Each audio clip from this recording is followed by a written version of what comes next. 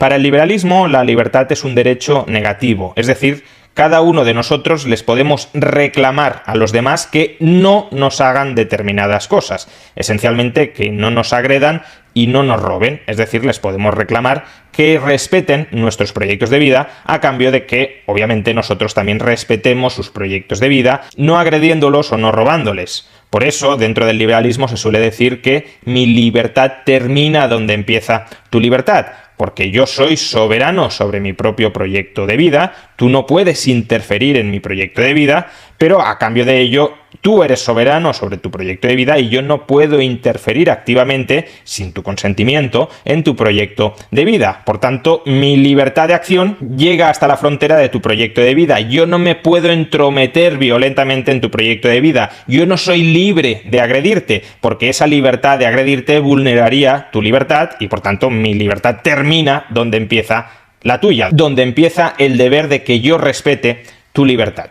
Pues bien, en una reciente entrevista, Íñigo Errejón criticó este concepto liberal de libertad con la siguiente argumentación. Pero estoy radicalmente en contra de esta idea liberal de la libertad, según la cual la libertad mía y la libertad del otro compiten.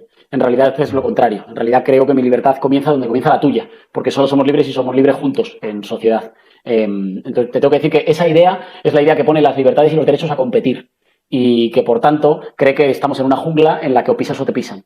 Y yo creo exactamente lo contrario. La argumentación de Errejón tiene una primera parte que ya en sí misma es muy criticable. La idea, dice Errejón, de que en realidad los derechos no compiten, que los derechos no son mutuamente excluyentes, sino que mi derecho potencia, impulsa tu derecho y que en el fondo las libertades son libertades comunes, colectivas o no lo son. Esta concepción del derecho es profundamente equivocada. El derecho es una herramienta para resolver conflictos interpersonales y esos conflictos existen porque las preferencias de los individuos sobre cómo ha de ser el mundo pueden ser preferencias incompatibles, preferencias contradictorias. Pero en todo caso existe un conflicto y ese conflicto, que se debe a que tú y yo tenemos preferencias, intereses, objetivos, visiones del mundo que son incompatibles e irreconciliables, es el conflicto que, insisto, el derecho busca solucionar estableciendo procedimientos ex ante que fijen las reglas sobre cómo ha de resolverse. Y repito una vez más, si el derecho fija un procedimiento por el cual yo tengo derecho a decidir, mi derecho a decidir excluye tu derecho a decidir y, por tanto, esos derechos sí son incompatibles. O tengo la potestad de decidir yo, o la tienes tú, pero si la tengo yo, no la tienes tú, y si la tienes tú, no la tengo yo. Por tanto, los derechos sí tienen una naturaleza, en última instancia, competitiva y excluyente. O decides tú, o decido yo, o decidimos el conjunto a costa de lo que decidiría yo o de lo que decidirías tú de manera individual. Pero no todos los potenciales derechos pueden existir a la vez porque muchos de ellos son incompatibles entre sí. El liberalismo, como ya he dicho, es una propuesta de derecho bastante sencilla. Sobre mí y sobre los objetos que he adquirido pacíficamente, decido yo.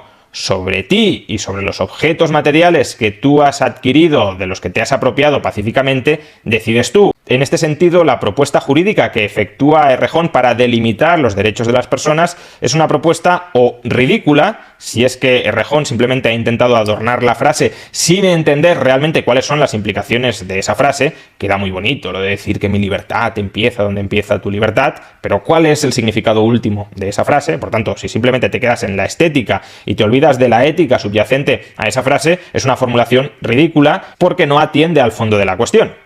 Y si en cambio Errejón sí entiende perfectamente lo que implica su formulación, ante lo que estaríamos es ante una propuesta tiránica. Porque si mi libertad, es decir, mi derecho a actuar, empieza donde comienza tu derecho a actuar, significa que yo puedo imponerte a ti mi voluntad, que yo tengo derecho a mandarte cómo tú tienes que actuar. Mi libertad, en última instancia, consistiría en el derecho a entrometerme en tus planes de acción, porque, insisto, yo soy libre en la medida en que puedo interferir, en que puedo intervenir en tus planes de acción. Mi libertad de acción comienza donde arranca tu libertad de acción, por tanto, mi libertad de acción pisotea tu libertad de acción. Por eso la formulación liberal de libertad sí tiene pleno sentido. Mi libertad termina donde empieza la tuya. Yo no puedo invadir tu parcela de libertad y tú no puedes invadir mi parcela de libertad.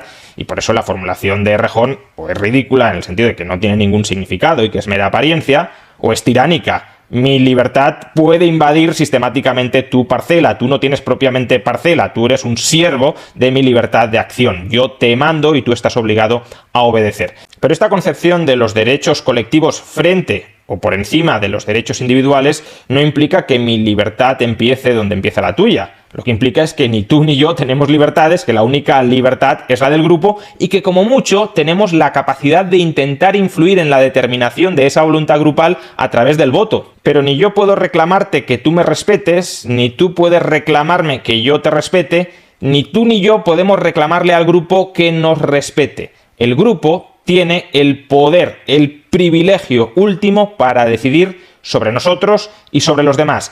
Y nosotros, cada uno de nosotros, individualizadamente, solo tenemos la posibilidad de votar, de hablar, para que el grupo decida en una dirección u otra. Pero si el grupo decide obviar nuestra voz, nuestro voto, el grupo se puede imponer radicalmente sobre cada uno de nosotros. Somos, por tanto, siervos de ese grupo tiránico. Y creo que es muy sencillo ilustrar por qué esta concepción colectivista, holista, de los derechos, de las libertades, es profundamente antiliberal, atenta profundamente contra los proyectos de vida de cada una de las personas y por tanto es el grupo el que pisotea mi libertad, tu libertad, es el grupo el que invade las fronteras, los ámbitos de autonomía de cada uno de nosotros. Y por eso la concepción de que mi libertad es compatible con tu libertad y que entre todos hemos de decidirlo todo es una concepción absolutamente tiránica de la libertad porque supone que las mayorías pueden invadir, pueden pisotear, pueden laminar, pueden aplastar a las minorías.